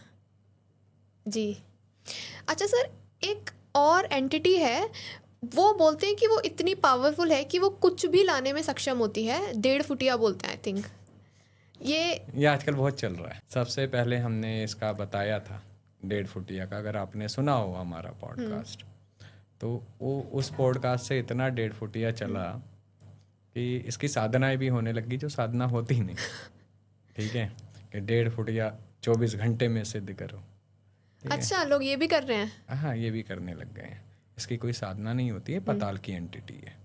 ठीक है, पाताल में रहती है और ये बहुत पावरफुल होती है। एक्चुअली इसका मोस्टली काम क्या होता है, जैसे ये टेबल है ऑफिस में, ये इसको उठा के अगर आपको कहीं पर रखवाना है, कहीं पर भी, वो रातों रात यूँ गायब करेगा और रख देगा। ये वो होती है 1.5 फुटिया। ओके। ये सामान को ना यहाँ से वहाँ करता है मोस्टली। तो देखिए पहले के समय में लोगों ने सिद्ध किया हुआ था इसे। अब कई लोग तो कहेंगे, देखिए जो अल्प ज्ञान रखता है, ठीक है, कहीं कुछ रील पे आके कोई कमेंट कर देता है, कोई कुछ कह देता है। आप अगर किसी क्षेत्र में हो, आप मैनेजर हो, तो मैनेजर के बारे में मैं नहीं जानता हूँ, है ना, मेरे को पता ही नहीं है, तो मैं क्या जवाब दूंगा, मैं कुछ भी लिख के आ जाऊँगा। ठीक है, तो 99% आजकल लोग यही करते हैं। जिन्हें इस चीज़ का ज्ञान नहीं है वो कुछ भी आके कमेंट करते हैं, कुछ भी रील टैग करते हैं, कुछ भी कहीं भी बनाते हैं और डाल देते हैं।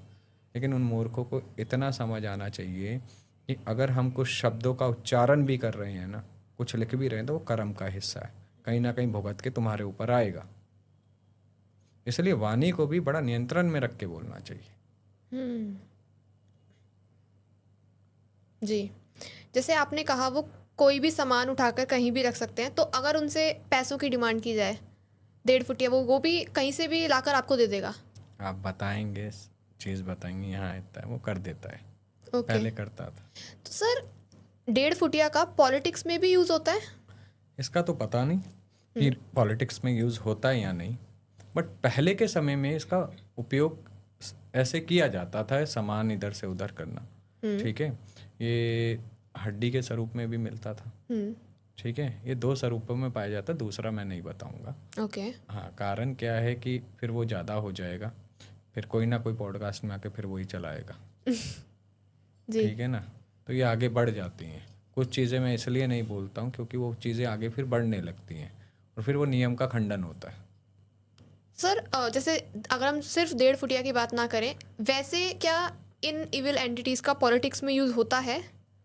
देखिए ईवल्स का तो पता नहीं, बट हाँ कहीं ना कहीं अपनी साधनाओं से, ठीक है, अपने आप को पॉजिटिव रखने के लिए मोस्टली लोग हवन करवाते हैं कि मेरे पे कोई भी, आज हम हैं, हम भी हवन करते हैं अपने लिए कि हमसे नेगेटिविटी दूर रहे, हमसे लोग दूर रहे, है ना, कोई गलत लोग नहीं आना चाहिए। तो ये लोग ऐसा करवाते हैं, सभी करवाते हैं। ओके। जैसे कि ब्लैक मैजिक हो गया, ये चीज़ें। देखिए मेरे को तो इस बारे में इतना आइडिया नहीं है, कोई करवाता होगा तो वो बताएगा क्यों। हाँ, राइट। पहली बात तो ये, ठीक है, हमारे पास अगर कोई आया है तो उन्होंने यही कहा है कि हमारा अच्छा रहे, लेकिन हमारे पास स्पेशली ये नहीं आया कि हमें ये काला जादू करवाना है, ये करवाना, क्योंकि ना हम किसी का गलत करते हैं ना करना पसंद। आज आप मेरे को 50,000 लाख रुपए, 10 लाख, 5 लाख दे दोगे, कितने दिन चला लूँगा, कर्म तो साथ ले जाऊँगा ना गलत करते ही। उसी समय 5 लाख 50 लाख में कब देना पड़ जाएगा पता नहीं चलेगा। जी जी जी जी। सर यहाँ से मैं आपसे एक और टर्म पूछना चाहती हूँ सर, मारण क्रिया, ये क्या होती है? ये तंत्र के 6 कर्म के अंतर्गत आती है। 6 कर्म बताए गए हैं तंत्र के, उसके अंतर्गत मारण क्रिया होती है। मारण क्रिया यानी मारण का अर्थ क्या है? मारना किसी को। हाँ, ठीक है, तो मारने के लिए ये क्रियाएं चलाई जाती हैं। ठीक है, किसी व्यक्ति को मारना है, ठीक है, तो मारण क्रिया का लोग प्रयोग करते हैं। ओके। हाँ, लेकिन किसी को मारना ही क्यों? जीवन आपने दिया नहीं दिया, मैंने दिया नहीं दिया, हमें किसने दिया? शिव शक्ति ने दिया, है ना। पालन करता कौन हमारे? विष्णु हरिहर, है ना, माता लक्ष्मी। जब उन्होंने पाल रखा है, ठीक है, तो हमें श्वास दे रखी है, ठीक है, तो किसी को मारने का अधिकार हमें नहीं है। अगर हम जीवन नहीं दे सकते तो मारने का भी अधिकार नहीं है। जी, सिंपल सी बात है। जी। अच्छा सर, ये भी है क्या कि अगर किसी उसके ऊपर मारण क्रिया करनी है तो उस इंसान की कोई ना कोई चीज़ हमारे पास होनी चाहिए, जैसे कि नाखून, बाल, ऐसा कुछ। हो तो बहुत जल्दी हो जाता है, नहीं तो लोग फोटो से या वस्त्र से काम करते हैं। ओह, फोटो से भी कर सकता है। ओके, बट आई थिंक ज़्यादा हाई लेवल पे करने के लिए उसकी पूरा डीएनए का, लाइक ब्लड का कुछ वो चाहिए होगा। वो मिल जाए तो बहुत तीव्र होता है, वही कह रहा हूँ मैं। जो चीज़ 41 दिन में होनी है वो 21 में हो जाएगी। हम्म। समझ गए? जी। तो ये चीज़ है। आपके पास कोई केस है, आया है ऐसा जिसमें उसके ऊपर मारण क्रिया कर रखी हो और वो बचना चाहता हो? मेरे पास केस नहीं आया, लेकिन मेरे पास कोई पूछने आया था, ओके। ठीक है, कि आप ये करते हो। तो हमने उसे एक ही जवाब दिया था, किसके लिए? तो कह रहे हमें किसी से परेशानी है। तो हमने उन्हें एक ही बात बोली, परेशानी आपकी, समस्या आपकी, जीवन देने वाला वो। आप अपने लिए गड्ढा खोद रहे हो, कहीं आपका ना खुद जाए। सुनता है वो, बाकी आप समझदार हो। इतना बोला और हमने भेज दिया। क्योंकि हम दूसरे के लिए गड्ढा खोद रहे हैं, हम भी तो घिर सकते हैं खोदते खोदते उसमें। राइट। पैर स्लिप हो गया, मिट्टी के लिए कुछ भी हो सकता है। पीछे से किसी चींटे ने काटा, आपने ध्यान दिया और पैर स्लिप हो रहा, आप नीचे। जी।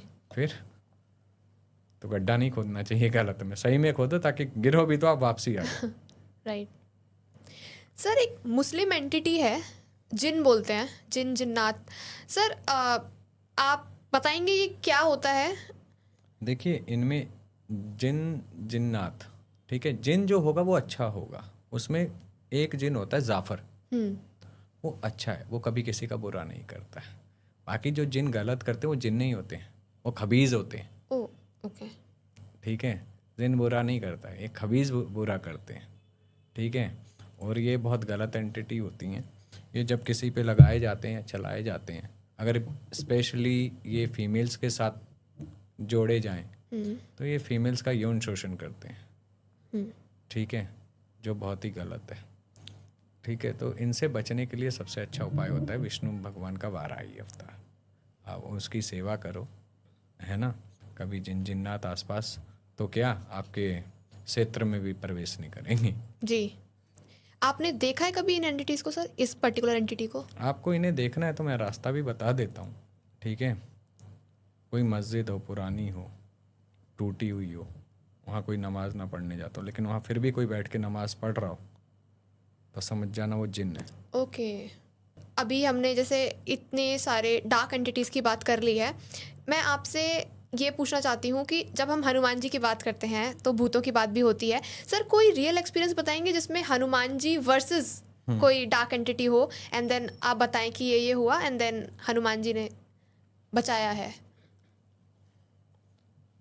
देखिए, एक जगह गए थे हम, ठीक है ना, वहाँ पे डार्क एंटिटी ये कह सकते हैं कि बहुत डार्क थी। ठीक है, और बहुत ज़िद्दी जो वचनों में चलाई गई। जितना मर्जी बोल लो, वचन तोड़ने को तैयार नहीं, मर जाएगा लेकिन वचन नहीं तोड़ेगा। तो तब हमने बजरंग बाण का प्रयोग किया हनुमान जी के।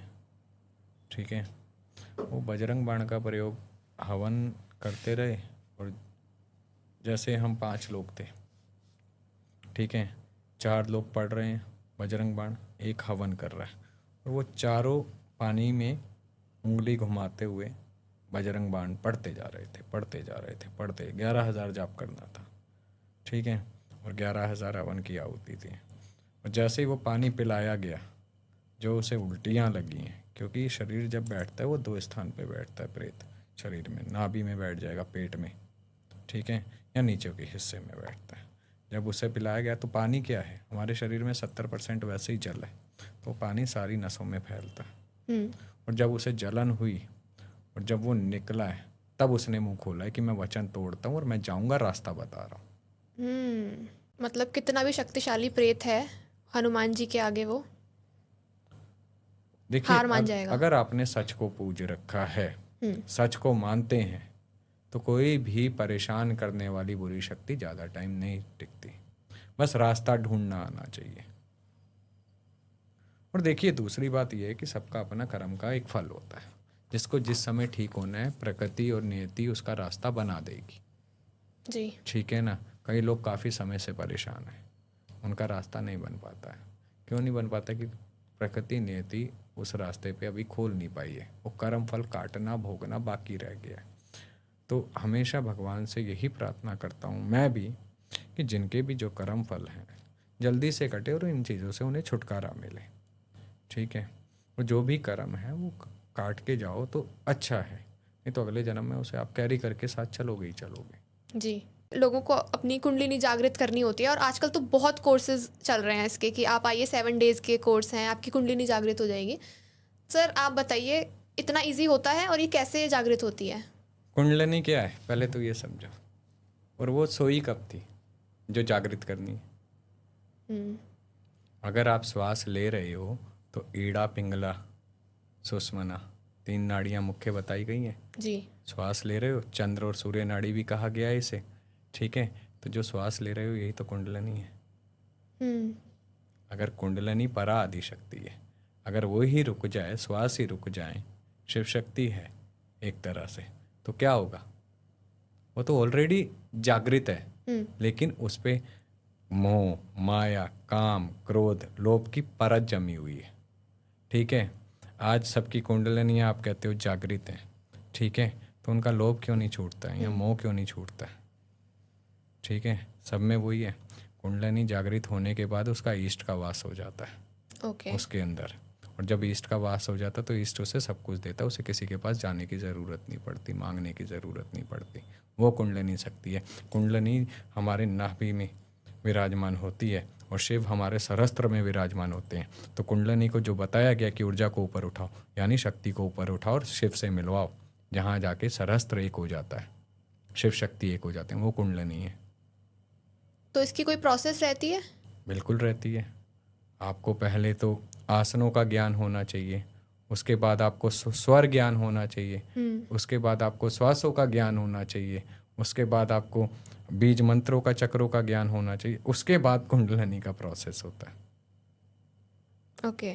और आज ऐसे ही कुंडली जागृत हो, अरे सबकी कुंडलियाँ जागृत हैं तो उन्हें जैसे ही जागृत है उन्हें वैसे ही रहने दे, भगवती सबका कल्याण करे। तो वैसे कुंडलिनी जागृत में कितना टाइम लग जाता है? कईयों का जीवन भी चला जाता है।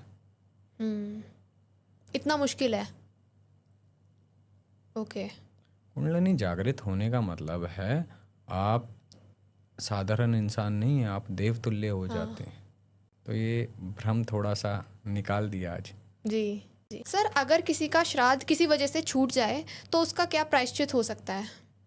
मतलब किस वजह से छूट जाए? अर्थात करना भूल जाए या कोई भी इमरजेंसी आ गई है, छूट गया, तो अब इसका क्या प्रायश्चित किया जाए? उसे कर सकता है वो दोबारा उस श्राद्ध को करे, अमावस्या वाले दिन जाके करे, है ना। अगर पितृपक्ष में नहीं हो रहा, 1 दिन छूटेगा 2 दिन छूटेगा, पितृपक्ष तो अभी लंबा चलेगा, किसी भी दिन जाके कर सकता है। वैसे जो तिथि है उस तिथि पे करे तो ज़्यादा अच्छा है। ओके। और सर त्र्यंबकेश्वर काशी रामेश्वरम यहाँ पर श्राद्ध क्यों किया जाता है? क्योंकि ये मुख्य स्थान बताए गए हैं श्राद्ध के लिए।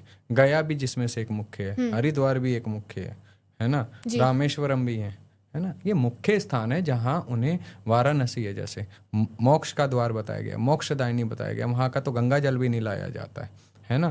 तो ये वो स्थान है जहाँ पे आपके जो परिजन हैं उनको मुक्ति का द्वार मिले, इसलिए ये मुख्य स्थान बताए गए हैं हमारे शास्त्रों में। हर एक का अर्थ होता है, निरर्थक कुछ भी नहीं बताया गया।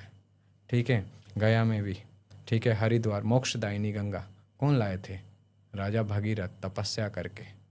ठीक है, अपने पितरों को उन्होंने कहाँ से मुक्ति दी? माता गंगा से दी। फिर वो जहाँ जहाँ गए गंगा मैया साथ साथ लेके गए जी। ठीक है, तो ये वही कारण है जी। सर आज आपने इतनी अच्छी नॉलेज हम सबके साथ शेयर करी है, एंड एंड में आपने जो श्राद्ध के बारे में बताया है जो अभी आने भी वाले हैं। सर मुझे बहुत कुछ आज नया सीखने को भी मिला है, एंड मैं ऑडियंस से पूछना चाहती हूँ, आप कमेंट सेक्शन में ज़रूर बताना if you want part 2 with sir. And thank you sir अपनी नॉलेज शेयर करने के लिए एंड आज आने के लिए। धन्यवाद, आपने बुलाया। और मैं यही कहूँगा लोग आपको सुने और अच्छे से, और आपका चैनल सब्सक्राइब करके अच्छे कमेंट दें। अगर कुछ बुरा लगा हो तो उसके बारे में भी अगर कोई कमी हो तो वो भी बताएं। जी जी। हर हर महादेव।